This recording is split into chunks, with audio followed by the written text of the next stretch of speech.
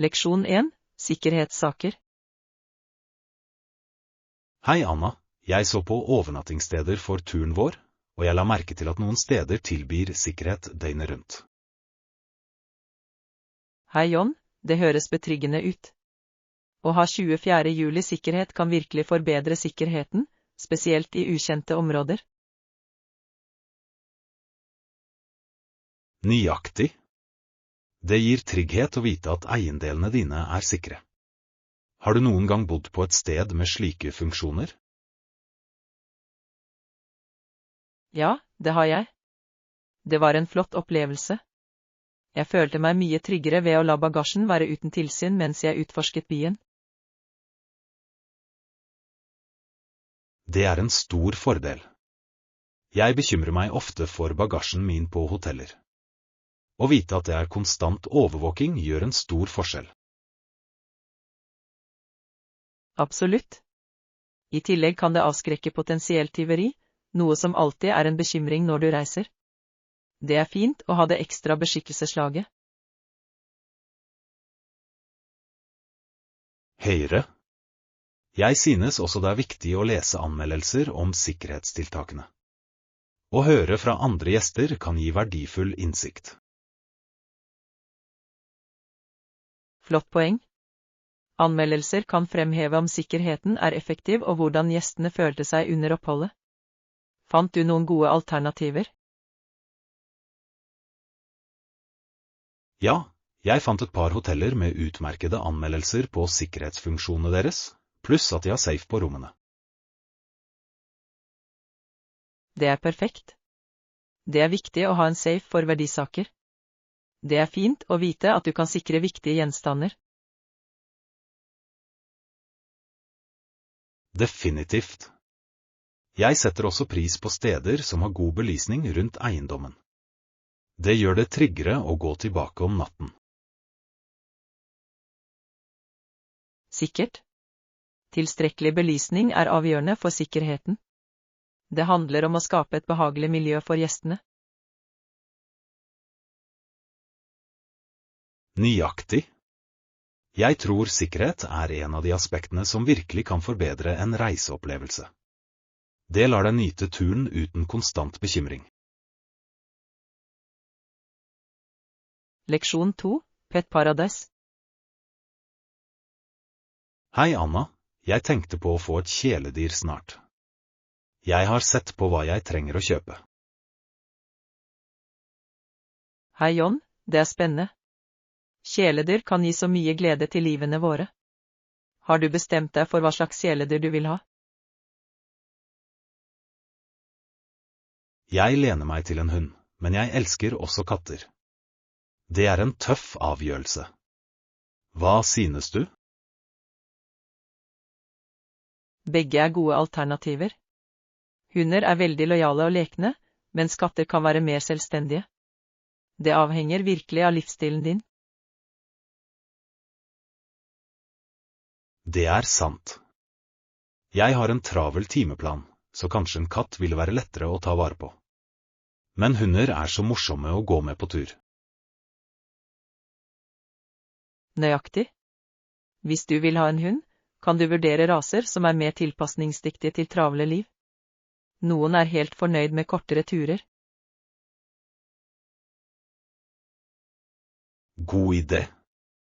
Jeg må også tenke på forsyninger. Jeg vet at jeg trenger mat, men hva mer trenger jeg til en hund eller en katt? For hunder trenger du et halsbånd, bånd og noen leker. Katter trenger også en skrapestolpe og en søppelkasse. Høyre. Jeg har hørt at det er spesielle butikker som har alt for kjæledyr. Vet du om noen gode steder? Ja, det er en fantastisk dyrebutikk i nærheten. De har et bredt utvalg av kattemat og hundemat, pluss leker for begge. Det høres perfekt ut. Jeg vil sørge for at jeg får mat av høy kvalitet til kjæledyret mitt. Jeg har hørt at det gjør en stor forskjell i helsen deres. Absolutt. God ernæring er viktig. Personalet i dyrebutikken kan også gi anbefalinger basert på kjæledyrets alder og rase.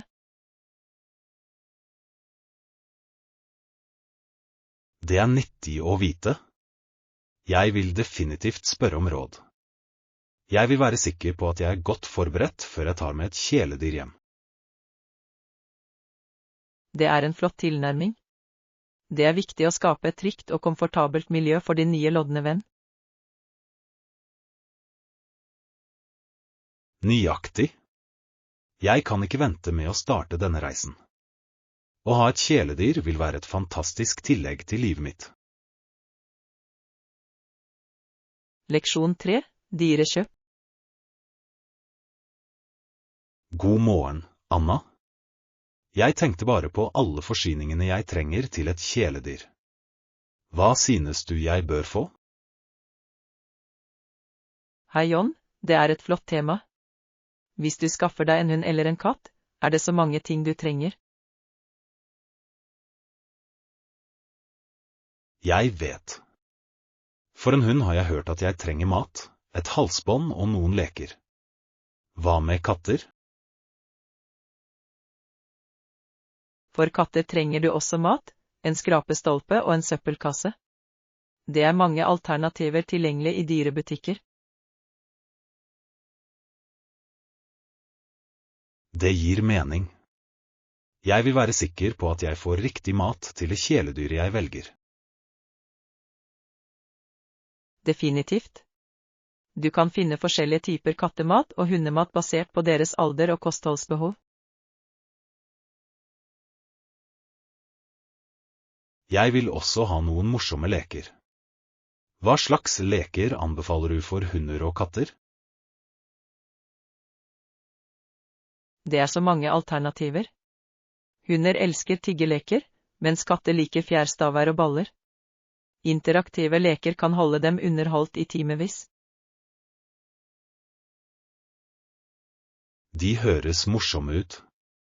Jeg vil se etter leker som stimulerer sinnet deres og holder dem aktive.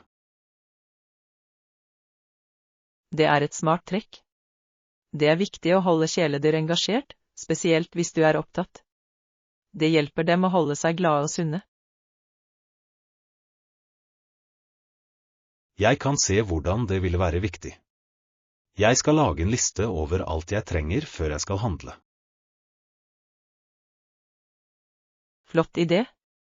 Å være forberedt vil sikre at du har alt klart for ditt nye kjæledyr. Jeg er spent på deg. Takk, Anna. Jeg kan ikke vente med å starte dette eventyret og gi et kjærlig hjem til mitt fremtidige kjæledyr. Leksjon 4. Planlegging av overraskelsesfest. Hei Anna, jeg gleder meg veldig. Vi arrangerer en overraskelsesfest til Ceres bursdag med nære venner. Hei John, det høres fantastisk ut. Å planlegge en overraskelsesfest kan være så gøy. Hva har du i tankene?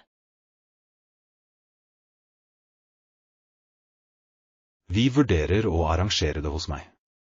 Jeg skal dekorere stuen og lage litt snacks. Flott idé. Dekorasjoner setter virkelig stemningen. Har du et tema i tankene? Jeg tenkte på et fargerikt tema med ballonger og streamers. Det blir festlig. Jeg elsker det. Du kan også lage et fotoboksområde for morsomme bilder. Det er alltid en hit på fester. Det er et fantastisk forslag. Jeg skal sette opp et bakteppe og noen rekvisitter. Hva med maten? Fingermat er perfekt for fester. Du kan lage minismørbrød, grønnsaksfat og kanskje noen cupcakes. Cupcakes er et must. Jeg skal også bestille en kake. Synes du vi bør ha drinker også? Absolutt. En blanding av brus og kanskje litt punch ville vært flott. Ikke glem å ha vann tilgjengelig også.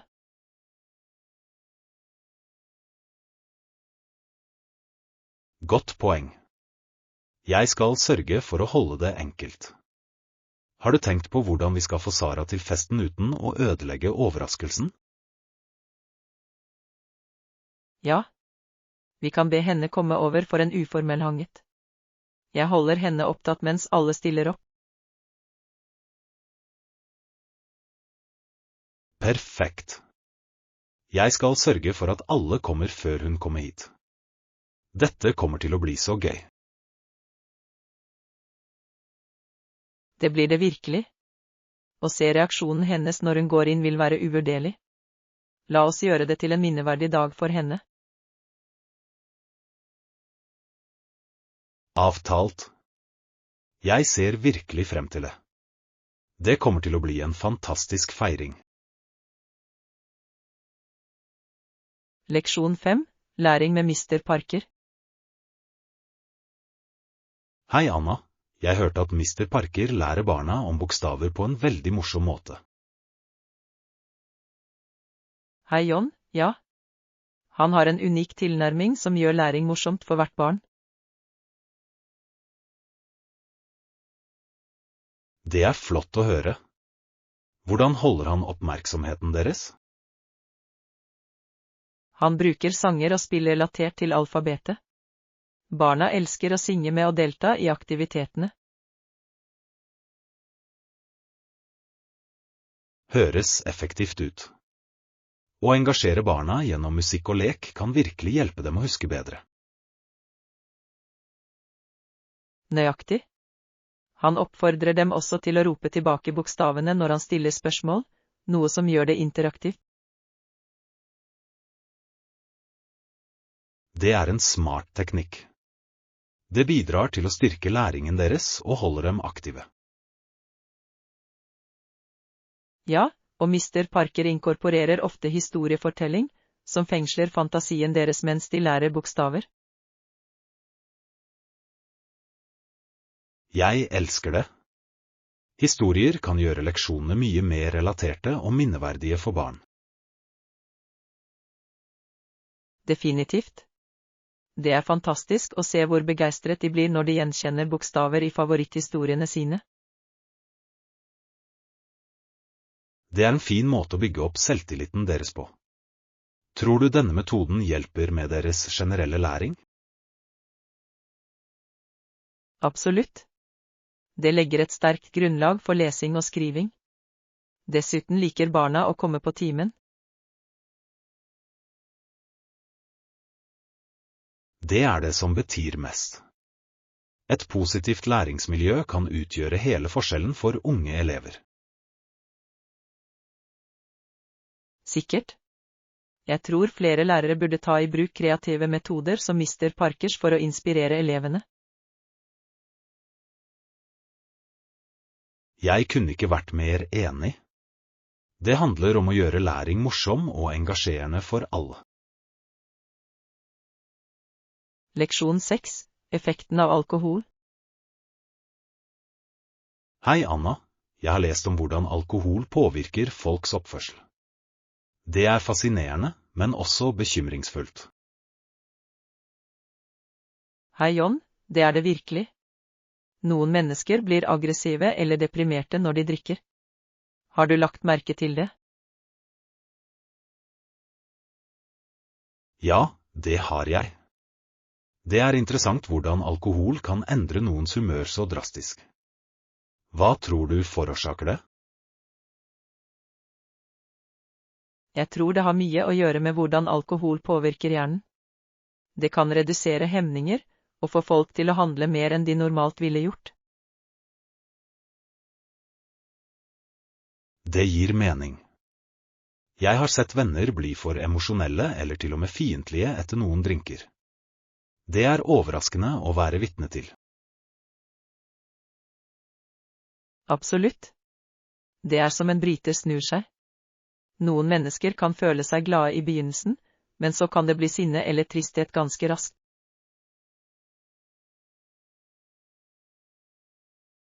Nøyaktig. Jeg har også lest at alkohol kan forsterke eksisterende følelser, gjøre godt humør bedre og dårlig humør verre. Det er sant.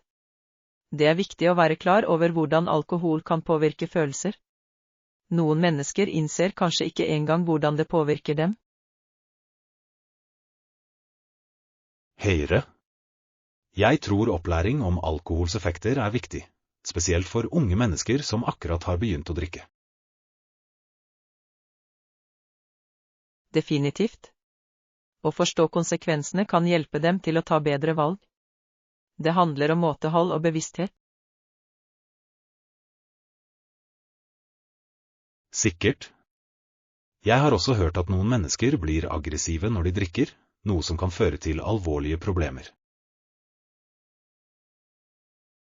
Ja, det er en alvorlig bekymring. Alkoholrelatert vold kan ha ødeleggende effekter på enkeltpersoner og lokalsamfunn. Det er en kompleks sak. Jeg tror å ha åpne samtaler om disse konsekvensene kan føre til bedre forståelse og forebygging. Jeg er enig. Å snakke om det kan bidra til å redusere stigme og oppmuntre folk til å søke hjelp hvis de sliter med alkohol. Nøyaktig. Det handler om å skape et støttende miljø der folk føler seg trygge til å diskutere sine erfaringer. Leksjon 7. Prioritere behov. Morgen, Anna. Jeg tenkte på utfordringene familier står overfor i dag. Ja, det er tøft for mange. Foreldre sliter ofte med å mate barna sine, spesielt med økende kostnader. Det er hjerteskjærende. Noen krangler om budsjettprioriteringer, og det virker som om essensielle behov blir oversett. Høyre. For eksempel, hvorfor finansiere en skattelette for en millionær i stedet for å investere i offentlig utdanning? Nøyaktig. Det er avgjørende å investere i fremtiden vår, ikke bare i militære prosjekter eller bedriftsfordeler. Avtalt. Å bygge et sterkt fellesskap bør være vår prioritet. Friske barn er grunnlaget for et blomstrende samfunn. Det handler om å balansere behov med ressurser, er det ikke? Vi må finne måter å støtte familier direkte på. Ja. Programmer som gir mathjelp og utdanningsstøtte kan utgjøre en stor forskjell.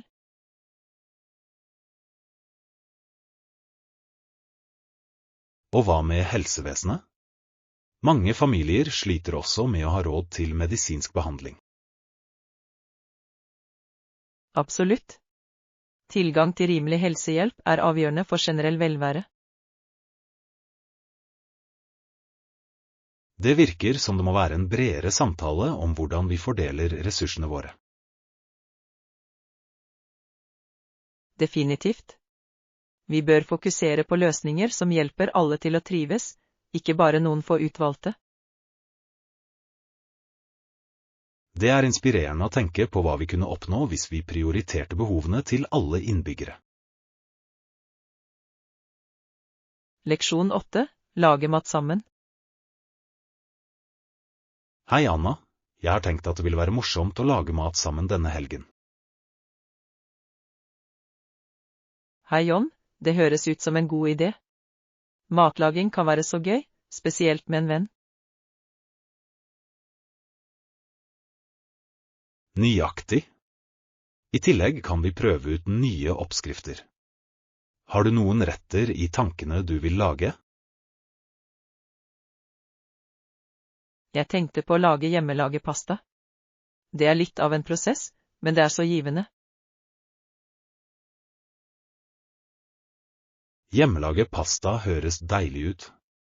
Jeg har alltid ønsket å lære å lage det fra bunnen av. Det er enklere enn du kanskje tror. Vi trenger bare mel, egg og litt salt. Jeg skal sørge for å ta med pastamaskinen min. Stor. Jeg skal samle noen ferske ingredienser, som tomater og basilikum, for en god saus. Vi kan lage et komplett måltid. Perfekt. Ferske ingredienser utgjør hele forskjellen. Jeg tar også med litt ost i pastaen. Godt poeng. Ost gir så mye smak. Jeg skal sørge for at vi har alle verktøyene vi trenger, som en kjevle og skjærebrett. Høres ut som en plan. Vi bør også lage en enkel salat ved siden av. Det vil utfylle pastaen fint. Det er en fantastisk idé.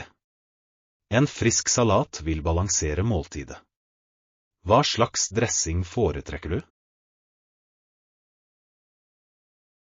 Jeg elsker en klassisk vinaigrette. Den er lett og gir en fin syrlig smak til salaten. Det er vinaigrette. Jeg henter litt olivenolje og eddik mens jeg handler. Dette kommer til å bli et så morsomt matlagingseventyr. Absolutt.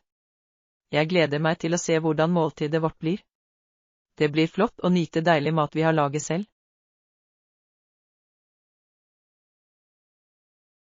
Sikkert. Å lage mat sammen vil ikke bare være morsomt, men også en fin måte å knytte sammen og dele ideer. Leksjon 9. Strandminner. Hei Anna, husker du turene våre til bukta? Vi gikk mange ganger på stranden og plukket opp småstein og fjær. Hei John, selvfølgelig. Det var så fantastiske øyeblikk. Stranden er alltid så beroligende og vakker. Jeg elsket hvordan vi ville utforske strandlinjen og samle interessante ting. Hver rullestein hadde sin egen unike farge og form. Absolutt. Og fjærene vi fant var så delikate. Jeg husker jeg fant en vakker blå en.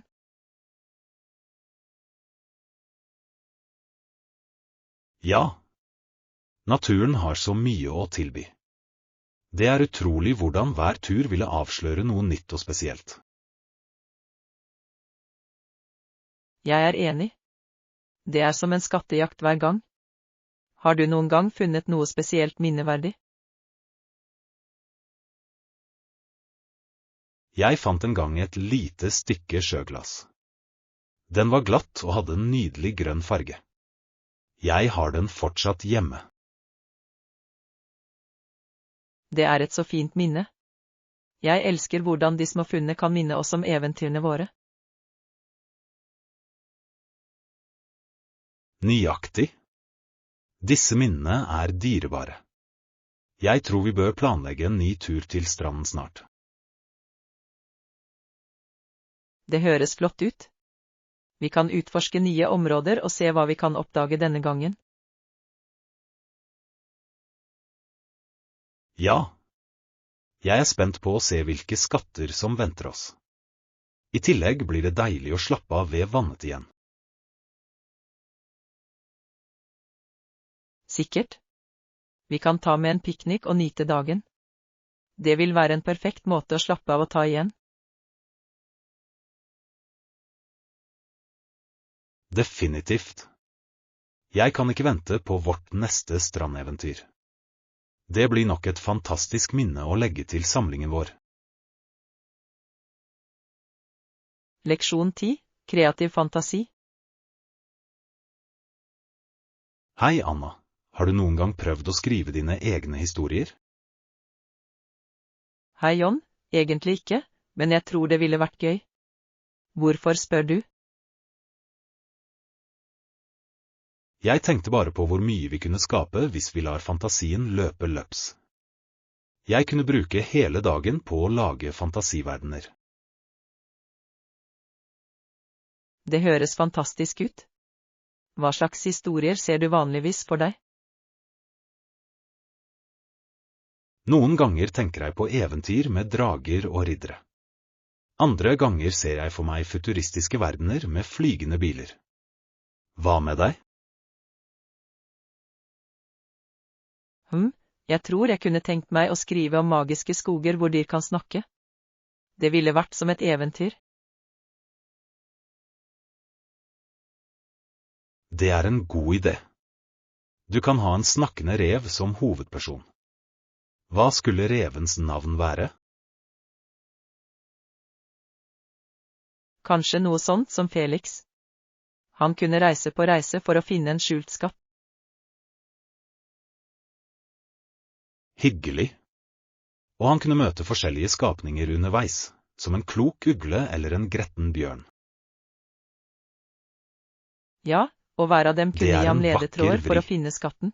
Du vet, Kanskje å skatten ikke forestille er seg gull, disse men historiene noe mer er ikke bare meningsfylt, morsomt, som men vennskap. også en fin måte å forbedre engelsken vår på. Ekte. Det hjelper med ordforråd, setningsstruktur og til og med kreativitet. Dessuten er det aldri kjedelig. Nøyaktig. Hva om vi tar det videre? Vi kunne skrive en novelle sammen. Jeg liker den ideen. La oss starte med reven Felix og hans magiske skog. Du skriver den første delen, så fortsetter jeg. Avtale. Forresten, føler du noen gang at fantasien din vokser jo mer du bruker den? Definitivt. Det er som en muskel. Jo mer du trener det, jo sterkere blir det. Det er så sant. La oss fortsette å trene det og se hvilke utrolige historier vi finner på. Leksjon 11. Utforsk Yosemite. God morgen, Anna. Har du noen gang vært i Yosemite nasjonalpark? Morgen, John? Nei, det har jeg ikke, men jeg har hørt at det er fantastisk. Har du vært der? Ja, jeg dro i fjor. Utsikten er utrolig. Fossene, fjellene og de gigantiske sekoiaene er uforglemmelige. Det høres fantastisk ut. Hva er din favorittdel av Yosemite? Definitivt Half Dome. Det er denne massive granittkuppelen som ser ut som den er delt i to. Turen opp er tøff, men så verdt det. Wow, jeg vet ikke om jeg kunne takle en tøff fottur, men jeg vil gjerne se den. Finnes det lettere løyper for nybegynnere? Å, absolutt. Det er en sti som heter Mirror Lake Loop. Den er flat og gir deg fantastisk utsikt over granittklippene som reflekteres i vannet. Det høres perfekt ut for meg. Hva med dyrelivet? Så du noen dyr? Ja, jeg så hjort, ekorn og til og med en svartbjørn på trygg avstand. Det er som å gå inn i en naturdokumentar. En svart bjørn? Det er spennende, men også litt skummelt. Hva bør du gjøre hvis du ser en? Hold deg rolig, ikke løp, og få deg selv til å se større ut. Mesteparten av tiden er de bare nysgjerrige og vil gå bort. Godt å vite. Hvilke andre aktiviteter kan du gjøre i Yosemite i tillegg til fotturer? Du kan gå på fjellklatring, ta gødede turer eller til og med se stjerneblikk om natten. Himmelen er så klar der, du kan se tusenvis av stjerner. Stjernekikking høres magisk ut. Jeg har aldri sett Melkeveien klart før. Da er Yosemite det perfekte stedet for deg. Du vil elske det. Å planlegge en tur dit vil være uforglemmelig. Leksjon 12. Spennende planer. Hei, Anna. Har du noen spennende planer? Hei, John. Faktisk, ja. Jeg planlegger å ta et matlagingskurs neste uke. Det er en spennende plan. Hva slags mat skal du lære deg? Italiensk. Jeg har alltid ønsket å lage fersk pasta og ekte pizza. Det høres deilig ut. Hjemmelaget pasta er så mye bedre enn kjøpt i butikken. Vet du hvor lang timen er? Det er et 2 ukers kurs. Vi lærer en ny rett hver dag. Jeg gleder meg til å prøve å lage tiramisu også. Ennam. Det er en av favorittdessertene mine. Planlegger du å bruke disse ferdighetene til å arrangere et middagsselskap? Det er ideen. Når jeg føler meg trygg, inviterer jeg noen venner. Du er selvfølgelig invitert. Jeg ville elske det. Du vil imponere alle med dine nye ferdigheter.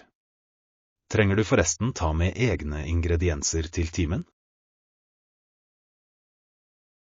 Nei, klassen gir alt. De lar deg til og med ta med deg det du lager mat hjem. Det er perfekt. Du får øve hjemme også. Lykke til med klassen din. Det vil helt sikkert utvide horisonten din. Takk, John. Hva med deg? Noen planer i nær fremtid? Jeg tenker på å lære fotografering. Jeg har alltid ønsket å fange landskap og portretter som en proff. Det er en så kreativ hobby. Har du funnet et kurs eller en mentor? Ikke ennå, men jeg undersøker på nettet.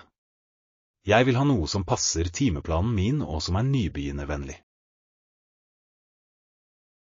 Det er smart. Når du begynner, må du vise meg bildene dine. Kanskje jeg ansetter deg til middagsselskapets matfotografering? Det er en avtale. La oss både mestre våre nye ferdigheter og skape noe fantastisk. Leksjon 13. Ferieplaner. God morgen, Anna. Er du på vei til et spennende sted med den kofferten? Morgen, John. Ja, jeg skal på ferie. Hva med deg? Nei, jeg er her for å slippe av en venn på jernbanestasjonen. Hvor skal du? Jeg skal til fjells for en uke med fotturer og avslapning. Det høres fantastisk ut. Hvilken fjellkjede besøker du? Rockies. Jeg har hørt utsikten er fantastisk, og luften er så frisk der oppe. Rockies passer perfekt til dine kriterier. Bor du på hytte eller camping? Litt av begge deler. Jeg skal tilbringe noen netter i en hytte og et par under stjernene i et telt. Modig valg. Sørg for å ha en god sovepose. Nettene kan bli skikkelig kalde i fjellet. Jeg har pakket en varm en. Hva med deg? Liker du fjelleventyr? Det gjør jeg, men jeg har ikke vært i Rockies ennå. Jeg pleier å gå til nasjonalparker nærmere hjemmet. Du bør definitivt besøke Rockies en dag. Det er en fin måte å koble fra og lade opp. Jeg legger den til på reiselisten min. Har du forresten planlagt måltidene dine, eller lager du mat utendørs? Litt av begge deler. Jeg tar med meg noen ferdige måltider og prøver også å lage mat over bål. Det er eventyrlig. Ikke glem marshmallows. Å steke dem over bål er det beste. Jeg har pakket en hel pose. Takk for forslaget. Jeg deler noen bilder med deg når jeg er tilbake. Jeg gleder meg til å se dem. Ha en fantastisk tur, Anna. Leksjon 14. Foreta reservasjoner. Hei, Anna. Jeg hørte at du planlegger en stor begivenhet. Hvordan går det? Hei, John. Det går bra. Jeg organiserer en overraskelsesmiddag til foreldrenes jubileum. Det er en så gjennomtenkt idé. Har du valgt et sted ennå? Ja, jeg fant en koselig italiensk restaurant som passer perfekt til mine kriterier. Flott valg. Hvordan kan du reservere der? De tar imot reservasjoner online eller via telefon. Jeg tror jeg ringer for å bekrefte detaljene. Smart trekk. På den måten kan du spørre om sitteplasser og eventuelle spesielle ønsker. Nøyaktig. Jeg vil sørge for at vi har en privat avdeling og kanskje litt pynt. Planlegger du å inkludere levende musikk eller en lysbildefremvisning med familiebilder? Jeg tenker på live musikk. En fiolinist ville være perfekt for atmosfæren. Det er en strålende idé. Det vil gjøre kvelden uforglemmelig. Hva med menyen? Jeg jobber med det. Jeg vil gjerne inkludere favorittrettene deres og en tilpasset kake til dessert. Høres perfekt ut. Håndterer du kaken selv, eller bestiller du den?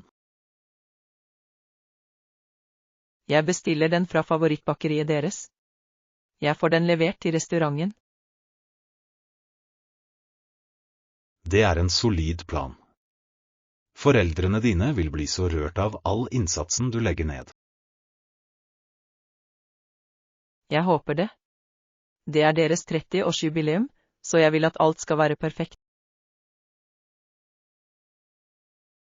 Med planleggingen din vil det være det. Gi meg beskjed hvis du trenger hjelp med forberedelsene. Leksjon 15. Helgeplaner. God morgen, Anna. Har du noen anbefalinger til morsomme ting å gjøre i helgen? Morgen, John. Det høres spennende ut. Hva med å gå på kunstmuseet i sentrum? De har en ny utstilling.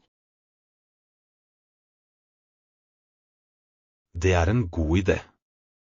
Hva slags utstilling er det? Det er en blanding av moderne og klassisk kunst. Jeg hørte at de også har en avdeling for lokale artister. Det liker jeg. Det er alltid inspirerende å se hvordan ulike kunststiler kan fortelle historier. Nøyaktig. I tillegg har de en kafé inne hvor vi kan ta kaffe etter å ha utforsket. Perfekt. Men hva om vi vil ha noe mer aktivt? Noen utendørs anbefalinger? Hva med å gå til den botaniske hagen? Det er vakkert denne tiden av året, og de er vertskap for en blomsterfestival. Det høres avslappende ut. Jeg har aldri vært på en blomsterfestival før. Har de aktiviteter der? Ja, de har guidede turer, blomsterarrangementsverkstyrker, og til og med et lite marked hvor du kan kjøpe planter. Det er perfekt. Jeg kunne bruke noen planter til leiligheten min. Det føles litt tomt akkurat nå. Da er det avgjort. La oss først besøke den botaniske hagen, og hvis vi har tid, kan vi stikke innom kunstmuseet senere.